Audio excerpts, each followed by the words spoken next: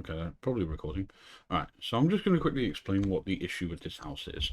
Right, so we have a two-story masonette. Right, there's the people who live upstairs, and then there's us. Right, our door is around here. Theirs is actually on the front of the house, and then it leads up.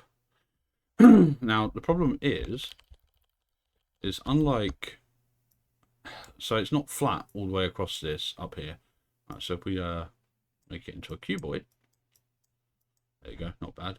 So where is our door? So say our door is here, actually, for the sake of simplicity. So the problem is where here is, give or take, there's nothing. That was what I was using before, was it? It's the paintbrush. What was I using before this, right?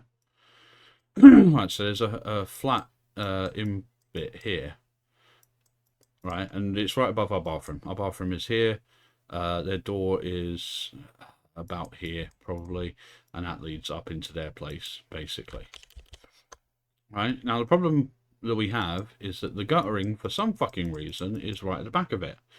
And the roof doesn't, so on a normal place, that little roof bit there, that inlet, should be slanted forwards. Right? So then the guttering runs all the way along, and then there's, maybe a storm drain or something here.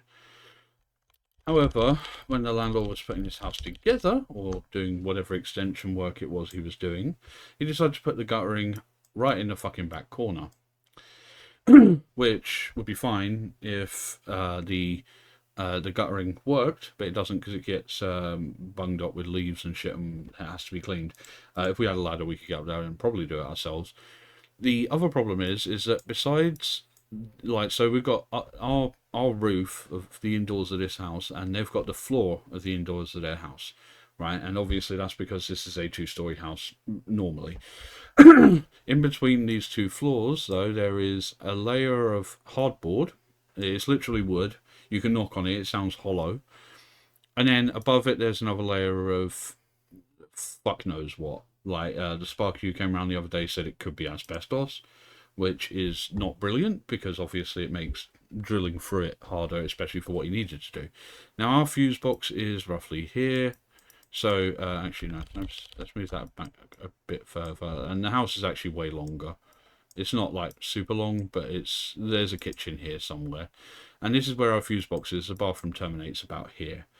Problem is that where the water, so we have a drainage pipe right by the toilet, and obviously that's where the water is meant to go down, but there's also a little hole next to it that water used to drip through, which is why there's like one area of the pipe that is permanently cleaner than everywhere else. Like dust and shit gets down there. Not actual shit, just dust. It's dust build-up. It happens. Right? And then in the middle of the bathroom, like it's segregated into two parts. You've got the sink and like a window ledge where we've got all like bits and pieces. And on the other end, you've got the bath and a radiator. And the beam in the middle, it used to, like, if we got really fucking torrential down like rain, it would start dripping through that bit of wood. So the first person the landlord got out to come and sort that out was obviously a fucking cowboy, because all he did was he just plumbed another fucking bit of board over it, which technically made it worse, because if you really think about it, at least when the water was dropping down, it was controlled, it was in that one area. The problem is him putting that second bit of board over it means that it can't drip through there, so the water has to find other channels to fucking go through. And so normally we'd still get drips around the corners of it, because that's what happens. Like obviously if the water can't eject from one specific area, then it will find another way. And yeah, now it's everywhere. It's fucking everywhere along that roof, basically, including the light fitting, which is why we didn't have power for like 3 or 4 hours the other day, because some of the water had dripped right into this. So up, fucking mouse.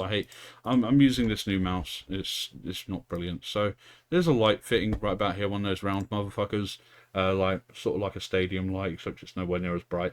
And water had dripped into it, and there's exposed copper. Now, when the previous people who lived upstairs lived there, we had issues in the there's a space between, like, say that's the kitchen. There's like a foyer area here. So living room is like here, which is also my room, and then there's a door that leads into a middle room, which is like it's basically just a longer part of the kitchen, right? And the light fitting here started to come loose from its fitting, and so this because the fucking assholes upstairs were jumping around like fucking idiots, and it was, obviously it was shaking loose because the roof isn't that stable. So yeah, water coming through here caused this light to short out. Hold on, let me get this so I can. So yeah, this light shorting out because there's exposed fucking copper and water, which are not brilliant. And the other thing we found out when the Sparky was here is that, so normally on a normal fuse box you'd have each room. So let me find another color. Let's go green. Green.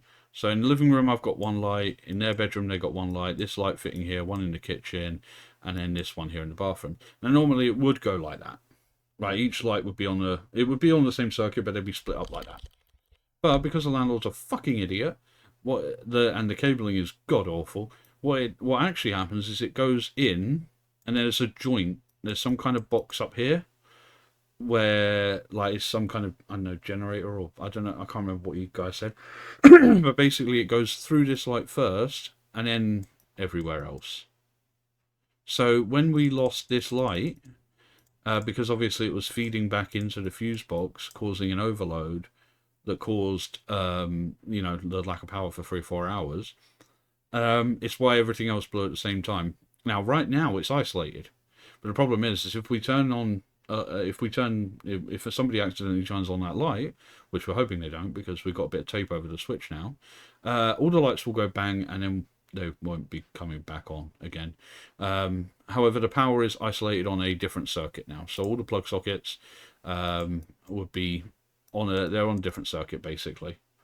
The issue is that because the water cannot filter. No, this is the wrong colour to be using for water, really, isn't it? Because the water gathers here, and it should be coming this way and out along here down into the storm drain or down this one in the bathroom, but it doesn't. It goes into this corner and then drips down into our bathroom, which is now fucked the ceiling, almost completely fucked. Like, I've shared the videos, you've seen what it looks like. It looks fucking atrocious, right? And like right now, it's on this wall. Right, it's lit, so the fuse box is like indented into the wall, but it's not secured. Like there's a panel on the wall, right? It's like a door. You open that door, the fuse box is right behind it. But it's like if you've ever been in an elevator and you look at where the actual join is, you can see up through the shaft. Basically, it's like that. You can see through the shaft. You can see up from where the fuse box is. Now, with the water reaching that wall now, it means that it's only a few bits away from the fuse box. So yeah, when that water is, I don't even know what this is. What is this? Oh, it's just increasing the size of it. Okay. So yeah, it's not long until that water reaches the fuse box, and then we are fucked. Well, more specifically me. Like, these guys will be fine because they'll get rehoused by the council. I won't. Anyway, that's what's going on.